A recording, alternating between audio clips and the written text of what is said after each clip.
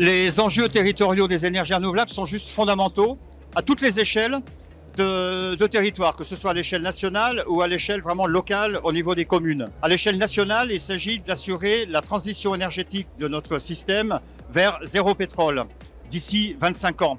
Et donc les énergies renouvelables, il faut réussir, tout en respectant les contraintes de zéro artificialisation nette, etc., puisque le sol est rare, à trouver l'espace, et essentiellement l'espace artificialisé, pour les développer. Et au niveau local, il s'agit d'avoir un développement harmonieux des énergies renouvelables qui puisse maximiser aussi les retombées sur les territoires.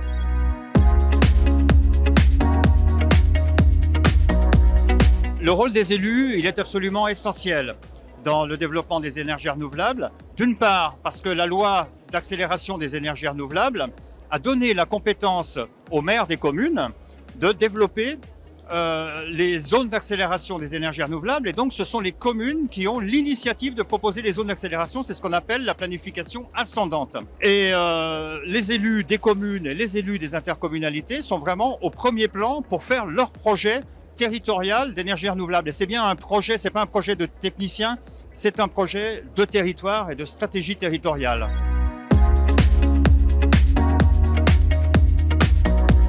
Le CEREMA, je dirais, je résumerai les solutions du CEREMA par accompagnement, accompagnement, accompagnement. C'est vraiment le maître mot. Ces sujets d'énergie renouvelable, ils sont abominablement compliqués.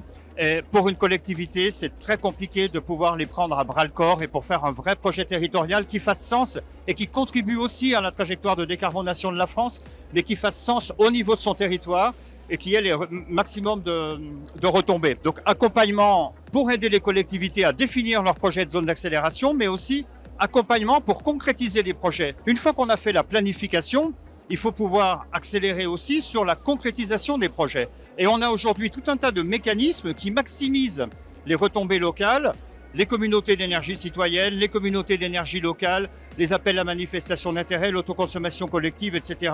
Tout ça, c'est encore plus compliqué, c'est encore une couche de complexité supplémentaire, et les collectivités ont véritablement besoin d'être accompagnées pour ça. Mon dernier mot en conclusion, ce serait: le CEREMA ne travaille pas tout seul sur ces sujets, c'est tout un écosystème qui doit être mobilisé aux côtés des énergéticiens, aux côtés de l'ingénierie locale, les agences techniques départementales, les syndicats d'électrification, les EPCI, etc.